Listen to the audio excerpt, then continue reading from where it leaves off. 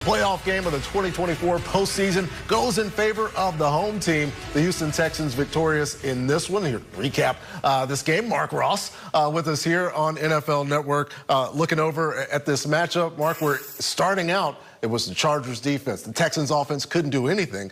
And then a flip of a switch, and it's all Houston at some point late in the first half, all the way through the second half.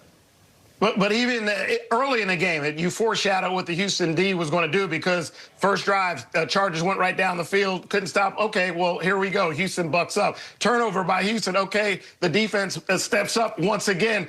And then throughout the game, they just kept getting better and better. So they held it together early. And then, Patrick, they just started dominating, ended up with 4 interceptions of Justin Herbert. So they really turned the tide and dominated, scored points, kept the Chargers from scoring and scored points themselves.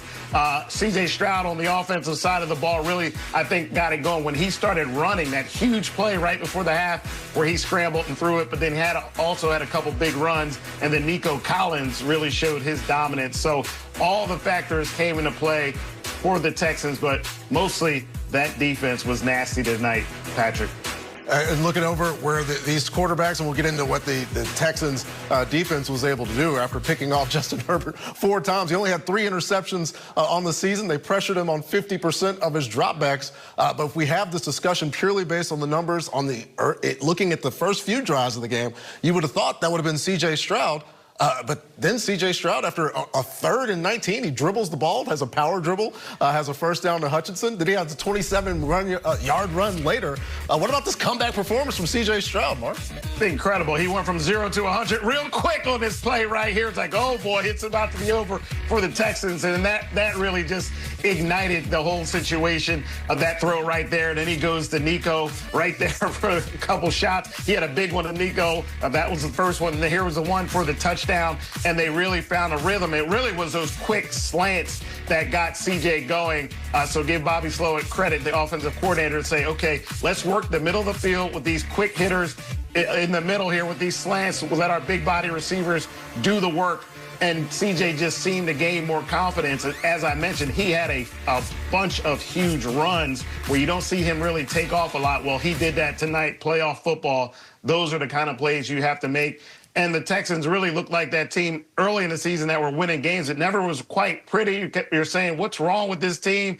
But they kept winning.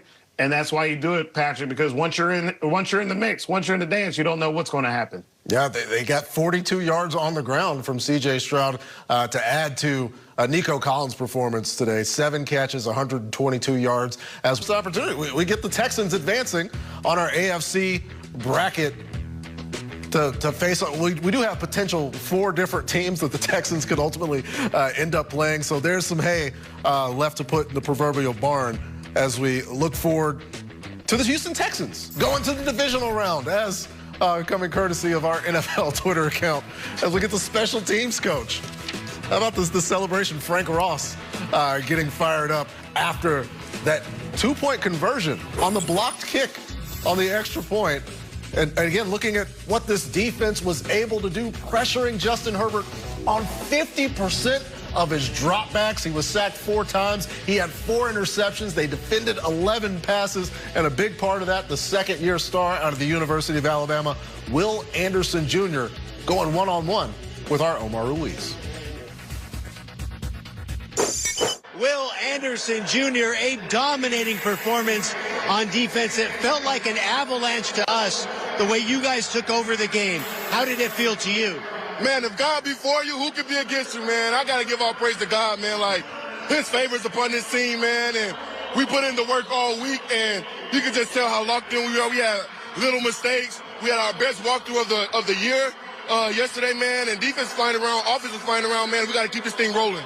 You had 4 sacks, 4 interceptions against a quarterback that only had 3 interceptions the entire year.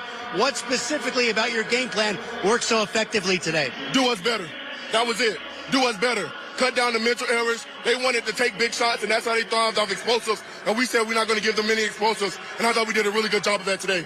When you talk about rush and cover defensively in the NFL, is that what it looks like? Eric Murray, the pick six. Derek Stingley, 2 interceptions. Is this how it was designed? Most definitely. Coach always talk about tight coverage, and we'll get home, and then if we cause havoc in the backfield, he'll throw a pick. That's what you've seen today.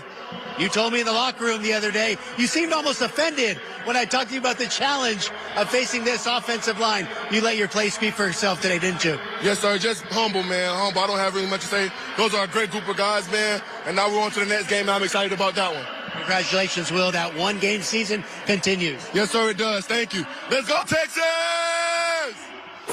A big game by Will Anderson Jr., the Houston Texans defense, Mark, and looking forward, again, we got to figure things out. But if the seeds hold, they'll have a chance to play Kansas City coming up next week. They were in that game earlier this season. Very close game. Of course, Tank Dell goes out. The team kind of wilts late. How serious of a threat are these Texans if they play the way that they did tonight?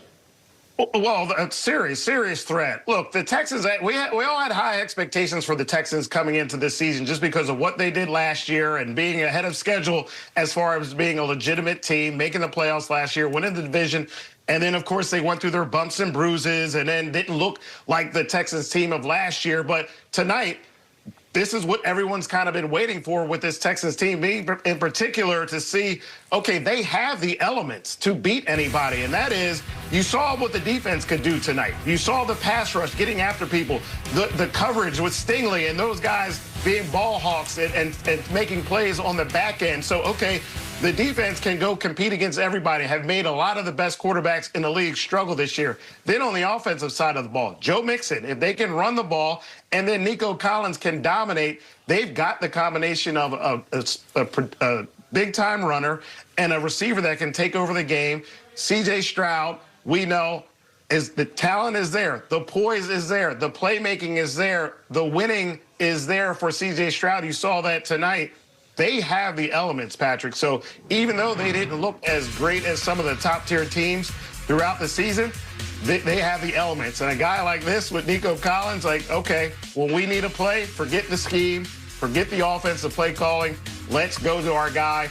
And if he's in sync with C.J. Stroud, they can give anybody trouble and beat anybody, Patrick. And Mark, you mentioned the preseason expectations. I believe if you get that time machine, you call up Dr. Wells and you go back and tell folks, hey, the Chargers are going to have this postseason run end at the hands of the Houston Texans. Maybe Chargers fans would feel a little bit differently than they do right now, because the expectation from this play in the first year of the Harbaugh era kind of lifted up the hopes of Chargers fans, and it had a rough end to the season tonight.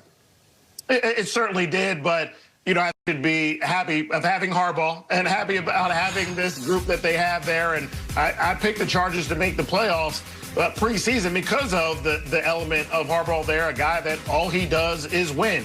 And then you matched